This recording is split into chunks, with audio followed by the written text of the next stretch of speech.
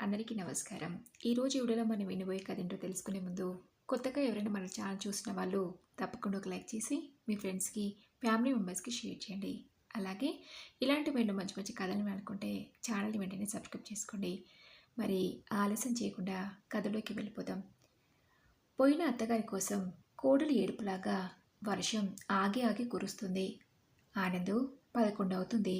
రేపు పరీక్ష హాల్లో నిద్ర వస్తే కష్టం. తెల్లవారుజామున లేపుతాను, ఇక పడుకో అని హరికేన్ లాంతరు ఒత్తి తగ్గించి కింద చాప మీద బొంతు పరుచుకుంది లక్ష్మి. ఆనంద్ పుస్తకం పక్కన పెట్టి అమ్మ పక్కన వేసుకున్న మడత మంచం మీద పడుకున్నాడు. ఇంత కష్టపడి చదువుతున్నావు, పెద్దయ్యకి ఏమవుతారా అని అడిగింది సూరులోంచి ఆకాశం వైపు చూస్తూ. అలా చూసినప్పుడు ఆకాశం అప్పడాలాగా వెండి మేఘాలు ఉత్తుల్లా కనిపిస్తే అది ఆమెలోని భావుకత రాహిత్యం కాదు. బతుకు తెరువుకి రోజు 12 గంటలు అవే చేయటం వల్ల ఉత్తన్నా గుర్తొచ్చేది. ఏమవుతానో చెప్పలేను కానీ ఏం చేయాలనుకుంటానో చెప్పగలడమ్మా. ఏమిటో అది ఉత్సాహంగా కొడుకు వైపు తిరిగి అడిగింది లక్ష్మి. నీ పుట్టినరోజు గ్రాండ్గా చేయటం, ప్రైస్ ట్యాగ్ చూడకుండా నీకు నచ్చిన చీర కొనటం, ఒక్కసారైనా నిన్ను విమానం ఎక్కించటం. ఆ మాటలు వింటూ ఉంటే వాడు 3 నెలల పసిగుడిగా ఉన్నప్పుడు యాక్సిడెంట్లో పోయిన భర్త గుర్తొచ్చాడు ఆమెకి. అతను కూడా అంతే ప్రేమగా మాట్లాడేవాడు. వర్షించే కళ్ళు కొడుకు పరీక్షలకు అడ్డంగా కాకూడదని అటు తిరిగింది లక్ష్మి. ఆ క్షణం వాళ్ళిద్దరికీ తెలీదు, ఒకసారి కొడుకు పెళ్ళయ్యాక ఇలాంటి చిన్న చిన్న విషయాలపై కూడా నిర్ణయాధికారం థర్డ్ పార్టీ చేతిలోనే ఉంటుందని. ఇక నాన్న బంగారం, నువ్వు పంపిన కుర్తీ అందిందిరా. నా సైజు, నాకు ఇష్టమైన కలరు నీకెలా తెలిసే నాన్నా? ఇక్కడ ఉన్నారు కొంతమంది, ఎందుకు అన్నీ చేయించుకుంటారు కానీ కనీసం హ్యాపీ బర్త్డే అని చెప్పడానికి కూడా నోరు రాదు. వాళ్ళకి టైంకు వేళకి టైంకు తిన్నానా? పొడులు పచ్చళ్ళు ఏమైనా కావాలంటే చెప్పు, కొరియర్ చేస్తాను. ఓకే బంగారం, ఉంటాను, జాగ్రత్త అంటూ తన పుట్టినరోజుకి కొడుకు పంపించిన కుర్తీని చూసుకుని మురిసిపోతూ గాలిలో తేలిపోతుంది కస్తూరి. బాల్కనీలో పేపర్ చదువుతున్న ఆనందరావు నిర్లిప్తంగా నవ్వుకున్నాడు. ఇక బావా, ఇడ్లీకి చట్నీ మ్యాండేటరీ, అదే చట్నీ ఉప్మాకు ఆప్షనల్. అలాగే కొడుకు తల్లి రెస్పాన్సిబిలిటీ అయితే కోడలికి ఆబ్లిగేటరీ. ఇది ప్రతి ఇంట్లోనూ ఉండేదే, సర్దుకుపోవాలి తప్ప దీన్నేదో జాతీయ సమస్యగా చూడకు అన్నాడు ఆఫీస్ క్యాంటీన్లో టీ తాగుతూ సుబ్రహ్మణ్యం. అదేంట్రా అలా అంటావు? నాకు 3 నెలల వయసున్నప్పుడు మా నాన్న పోతే నాన్న కష్టాలు పడి ఒంటరిగా నన్ను పెంచింది మా అమ్మ. అలాంటిది ఆమె ఇప్పటికీ ఒంటరిగానే ఉంటుంది. ఉద్యోగం వచ్చిన నెలలోనే మళ్ళీ ముహూర్తాలు లేవని కస్తూరి వాళ్ళ పేరెంట్స్ కంగారు పెడితే నా పెళ్లి చేసింది. అదే నెల వేరు కాపురం. ఆ రకంగా కనీసం మొదటి నెల జీతం కూడా అమ్మ చేతికి ఇవ్వలేకపోయాను. ఆవిడ కూడా ఈ రోజుకి ఏమీ ఆశించింది లేదు. అలానే పూర్తిగా వదిలేనుగా మా అమ్మని బాగా చూసుకోవడం తప్ప నాకు పెద్ద పెద్ద కోరికలు ఏమీ లేవు అన్నాడు ఆనందరావు బాధగా. ఆవిడ పెద్దావిడ, ఎక్కడో అక్కడ బాగానే ఉన్నారు కదా, నీ కుటుంబం పిల్లలు ముఖ్యం కదా నీకు అన్నాడు సుబ్బు. అదే వాన్రా, కస్తూరి కూడా అంతే. ఇదంతా ఒక ప్రవాహం అట. మన పేరెంట్స్ మన కోసం కష్టపడితే మనం మన పిల్లల కోసం కష్టపడాలి తప్ప మళ్ళీ వెనక్కి చూడకూడదట.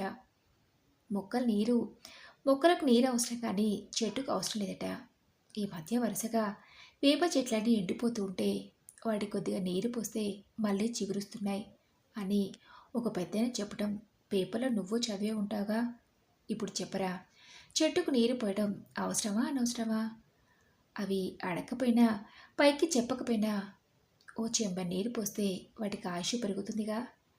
అయినా బాగానే ఉండడం అంటే బ్రతికుండటం కాదు కదరా. మాలో ఒక వ్యక్తిగా ఉండాలిగా. ఈ వయసులో ఆమె ఒంటరిగా ఊళ్ళో ఉండటం ఒకగానొక కొడుకుగా నాకు చాలా గిల్టీగా ఉంటుంది. నీకో విషయం తెలుసా? ఓ రకంగా ఇది జాతీయ సమస్యే అన్నాడు ఆనందు కొంచెం ఆవేశంగా. అదెలా? మగాడు 20 ఏళ్ళు చదువు ఉద్యోగంలో ఉంటాడు, 30 కెరీరు, పిల్లలు, 40 ఏళ్ళలో ఇల్లు. ఈ అమ్మాయిలు సొసైటీకి తిరిగి ఏమైనా చేయాలంటే అది 50లోనే. అదే టైంలో తల్లిదండ్రులు కూడా 70 ఏళ్ళు దాటుతారు కాబట్టి కొడుకు అవసరం చాలా ఉంటుంది. ఇలాంటి వయసులో ఇంట్లో మనశ్శాంతి లేకపోతే తిరిగి ఇవ్వటం మాట నుంచి పరగడుపున ల్యాబ్ల చుట్టూ తిరగాల్సి వస్తుంది. నువ్వు చాలా ఎక్కువ ఆలోచిస్తున్నావేమోరా. లేదురా, అక్కడ మా అమ్మ, ఇక్కడ కస్తూరి బాగానే ఉండి ఉండొచ్చు, కానీ నన్ను మాత్రం నిత్యం వేధిస్తున్న సమస్య ఇది. కస్తూరి నీ కజిన్ కాబట్టి, నువ్వు నా చిన్నప్పుడు ఫ్రెండు కాబట్టి చెప్తున్నాను. పెళ్ళికి విఘ్నేశ్వరుడి బియ్యం కూడా అంత ముందుగా కట్టరేమో. తన బర్త్డే వస్తే ఆ నెల ముందు నుంచి హడావుడి మొదలవుతుంది. మ్యాచింగ్తో సహా చీర 3 నెలల ముందే రెడీ చేసుకోవడం. ఆ రోజు ఎవరిని పిలవాలి, ఎవరిని పిలవకూడదు, రిటర్న్ గిఫ్ట్ ఏం కొనాలి, పోయినోళ్ళు ఎవరు ఏమి ఇచ్చారో, వాటి విలువ ఎంత, ఇలా ఎక్సైజ్ నడుస్తుంది.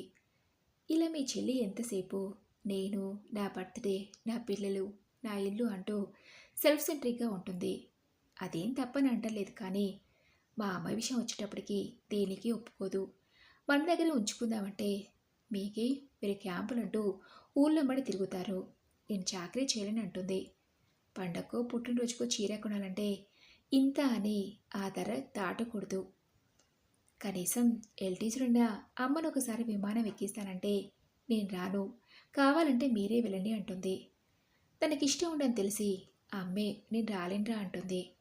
అమ్మ పుట్టినరోజు ఒక్కటైనా సర్ప్రైజ్గా జరుపుతామంటే నేనంటే చిన్నదాన్ని, పెద్దావిడ, ఆవిడకెందుకు ఇలాంటివన్నీ అంటుంది.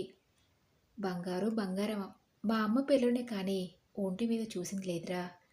ఇంతవరకు మా అమ్మకు 1 గ్రామ్ బంగారం కొన్నది లేదు. అదేమంటే ఆవిడకెందుకు ఈ వయసులో అంటుంది అన్నాడు ఆనంద్. మంచినీళ్ళు కొద్దిగా తాగి గ్లాసు టేబుల్ మీద పెడుతూ, బావా, నువ్వు చెప్పింది నాకు అర్థమవుతుంది. చిన్నప్పుడు ఎక్కువగా మా బాబాయ్ వాళ్ళ ఇంట్లోనే ఉండేవాడిని. కస్తూరి గురించి నాకు బాగా తెలుసు. కస్తూరి పుట్టినప్పుడు ఏడవలేదు. డాక్టర్లు తలకిందులుగా తిప్పి గిరినా సరే ఏడవలేదు. కంగారు పడ్డారు. ఓ 10 నిమిషాల తర్వాత నర్సు జేబులో పక్క రూమ్ వాళ్ళు ఇచ్చినటువంటి చాక్లెట్ బాక్స్ తాలూకా గిఫ్ట్ ర్యాపర్ కస్తూరి చేతికి తగిలితే అప్పుడు నవ్వింది. అందరూ హాయిగా ఊపిరి తీసుకున్నారు. లేక లేక పుట్టిన పిల్ల కావడంతో మొదటి బర్త్డే చాలా గ్రాండ్గా చేశారు. అంతమంది ఒక్కసారిగా కుట్టిన చప్పట్లు ఆమె మనసులో బలంగా నాటుకుపోయాయి. ఆ తర్వాత ప్రతి పుట్టినరోజు అంతే గ్రాండ్గా జరిగింది. వాళ్ళ ఇంట్లో కస్తూరి అయిపోయింది. అలా పుట్టినరోజు ఆమెకి ఒక అబ్సెషన్ అంటూ ఉండగా, సుబ్బు, ఇక్కడ సమస్య కస్తూరి పుట్టినరోజు జరుపుకోవడం గురించి కాదు, తన గురించి తాను అంత శ్రద్ధ తీసుకున్నప్పుడు మా అమ్మ గురించి కనీసం నా గురించి కొంచెమైనా ఆలోచించాలి కదా. సరే వదిలే, నువ్వు మాత్రం ఏం చేస్తావు, నా తిప్పులో నేను పడతానంటూ లేచి తన సీట్లోకి వెళ్ళిపోయాడు ఆనందరావు. చేసేదేమీ లేక సుబ్రహ్మణ్యం కూడా తన సెక్షన్కి వెళ్ళిపోయాడు. ఇక కస్తూరి దిగులుగా కూర్చుంది. ఆ రోజు తన పుట్టినరోజు. పోయిన ఏడు భర్త పోవడంతో చేసుకోలేదు. ఓ ఏడు పోతే 3 ఏళ్ళు పోతుందంటారు. ఇదేనేమో. బర్త్డే బ్లూస్తో ఆమెకి దుఃఖం తన్నుకొస్తుంది. భర్త ఫోటోకి వేసి చూసింది. నవ్వుతున్నాడు. బాగా అయిందనేమో. పిల్లలిద్దరూ ఫోన్ చేయలేదు, గిఫ్ట్లేవి పంపలేదు. పోతూ పోతూ ఆయన కానీ పిల్లల్లో దూరాడా అనే అనుమానం భయంగా మారి కోపంగా ముగిసింది. ఒక క్షణం ఆ ఫోటో తీసేసి అటక మీద దాచేద్దాం అనిపించింది. టైం చూసింది. సాయంత్రం 4. పోనీ కొడుకులకు తానేదో వంకతో ఫోన్ చేసి విషయం చెప్పించుకుందామంటే ఇప్పుడు వాళ్ళకే తెల్లవారుజాము అవుతుంది. లేపితే విసుక్కుంటారు. ఇంతలో బెల్ మోగితే పని మనిషి అయి ఉంటుందని నిరాశగా వెళ్ళి తలుపు తీసింది. ఎదురుగా సుబ్రహ్మణ్యం. రా అన్నయ్య, చాలా రోజులైంది నేను చూసి అంటే తప్పుకొని లోపలికి ఆహ్వానించింది. సుబ్బు చేతిలో బట్టల కవర్ చూడగానే చిన్న ఆశ, ఏదైనా గిఫ్ట్ తెచ్చాడేమో అని. అయినా చిన్న అనుమానం. 1-2 సార్లు వాడేదో సర్ది చెప్పకపోతే తను వారించి మాట్లాడడం మానేసింది. అతను వస్తూనే నీకు పుట్టినరోజు శుభాకాంక్షలమ్మా అంటూ కవర్ల నుంచి చీర తీసిచ్చాడు. అది చూడగానే ఆమె చిన్న పిల్లలాగా సంతోషపడి, థ్యాంక్స్ అన్నయ్య, ఈరోజు ఇక్కడే భోంచేసి వెళ్ళాలి అంది. పిల్లలు ఫోన్ చేశారా కస్తూరి అడిగాడు సుబ్బు. లేదన్నయ్య, ప్రతి ఏడు నా పుట్టినరోజుకు ఇద్దరూ ఏదో ఒక గిఫ్ట్ పంపిస్తూ ఉండేవారు. పొరుగుల్లో చదువుతున్నప్పుడు, ఉద్యోగం చేస్తున్నప్పుడు, ఆఖరికి అమెరికా వెళ్ళాక కూడా. ఇదిగో మీ బావ పోయి పిల్లల మీద వాలాడో ఏంటో, వాళ్ళు కూడా నన్ను పట్టించుకోవడం మానేశారు అంది కళ్ళు తుడుచుకుంటూ. బావ పోయాక వాళ్ళ మీద వాడటం కదమ్మా, ఉన్నప్పుడే వాలాడు, ఇప్పుడు వాడడానికి లేకుండా పోయాడు అన్నాడు సుబ్బు. అర్థం కానట్టు చూసింది కస్తూరి. నీ కొడుకులిద్దరూ ప్రతి ఏటా క్రమం తప్పకుండా నీకు బర్త్డే విషెస్ చెప్పడం, గిఫ్ట్ పంపించడం వెనుక మీ ఆయన కష్టం నాకు తెలుసమ్మా అన్నాడు బాధగా. అంటే అనుమానంగా అడిగింది కస్తూరి. వాడే గిఫ్ట్లు కొని పిల్లలకిచ్చి నీకు ఇవ్వమని చెప్పేవాడు. వాళ్ళ హడవలో వాళ్ళుండి ఒక్కోసారి విసుక్కునేవాళ్ళు. ఏమిటి డాడీ ఇదంతా, నువ్వే ఇవ్వచ్చుగా అనేవాళ్ళు. దానికి వాడు, నేనిస్తే అది బాధ్యతరా, మీరిస్తే ప్రేమ, మీ అమ్మకు నేను ఇవ్వడం కంటే మీరిస్తేనే ఎక్కువ సంతోషం అనేవాడమ్మా. వాడు ఇదంతా చేసింది నువ్వు మారాలి కాదు, ఓ తల్లికి జరిగిన లోటు మరో తల్లికి జరగకూడదని. నీ కొడుకులు వ్యక్తపరిచినంత ప్రేమ కాదు, వాడు వ్యక్తపరిచినంత మాత్రాన ప్రేమ లేదని కాదు. అనారోగ్యం కూడా పిల్లలతో మీ అమ్మ ఒట్టి పూల మనిషి, జాగ్రత్తగా చూసుకోండి అని చెప్పేవాడు. తను పోతే పిల్లలు పట్టించుకోరేమో అని ప్రతి ఏడు నీ పుట్టినరోజు గిఫ్ట్ అందజేయమని నాకు పురమాయించాడు. నువ్వు మాత్రం ఎప్పుడూ వాడి గురించి ఆలోచించలేదు. వాడు కూడా నీకోసమే బతకాలన్నట్టు ఉండేదానివి. నువ్వే గొప్ప, అందరూ నిన్ను గుర్తించాలి, నిన్నే పొగడాలి. సైకాలజీలో దీన్ని ఏమంటారో తెలుసా? Narcissistic personality disorder. ఇదొక సమస్య.